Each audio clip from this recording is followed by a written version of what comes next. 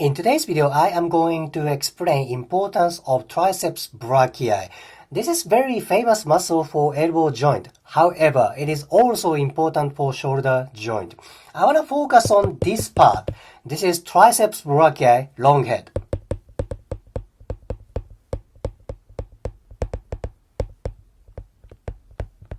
Triceps brachii, long head. Why is this important for shoulder movement?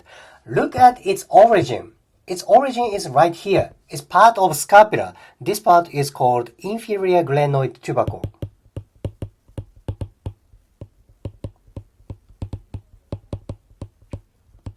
Inferior glenoid tubercle. Because long head attaches to scapula, that can move shoulder joint. It can move shoulder for two directions. First movement is shoulder extension. Next one is shoulder adduction.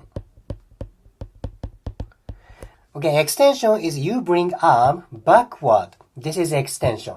And what is adduction? Adduction is this way. You close arm this way. Extension and adduction. Thus, when this part gets tight, that inhibits for other movements. What is opposite movement of extension? That is flexion.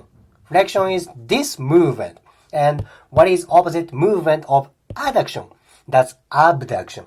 Abduction is this way. You raise arm for sideway. So this is very, very important thing. Tightness of triceps inhibits raising arm, both for flexion and abduction. It's very common thing. When I do myofascial release for triceps, oftentimes my client's range of motion of flexion and abduction increase. Not always, but oftentimes that happens. Thus, I believe triceps brachii is very important for shoulder movement, and I believe it's kind of a hidden key for improving shoulder movement. Very important muscle.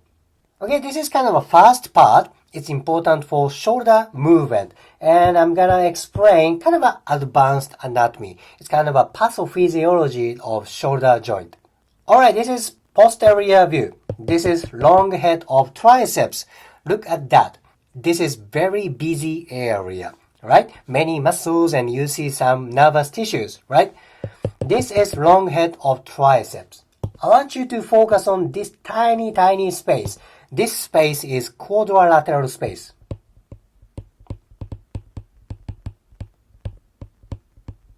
Quadrilateral space.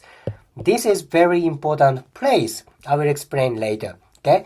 Long head of triceps kind of makes part of quadrilateral space. There are other three tissues making this space. This is teres major. This is teres minor.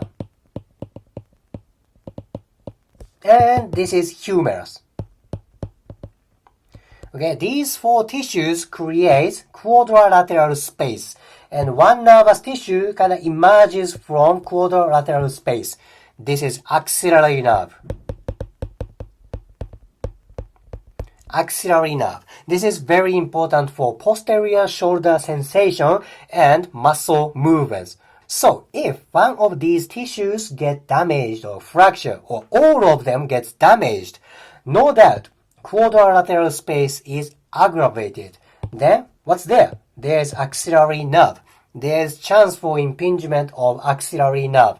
Now, what's going to happen? There can be numbness around here or muscle dysfunctions. That is why triceps is very important for both shoulder movements and shoulder pathophysiology. When this part is restricted, that can create numbness or muscle dysfunction.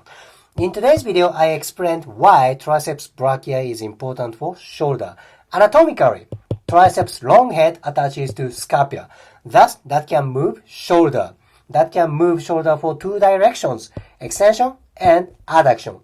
If this part gets tight, that inhibits for flexion and abduction. Very important. And this muscle composes part of quadrilateral space. There's one nervous tissue penetrating quadrilateral space. That is axillary nerve. Axillary nerve is important for posterior shoulder sensation and muscle movement. If you liked today's video, please hit the like button, comment and subscribe. See you next video.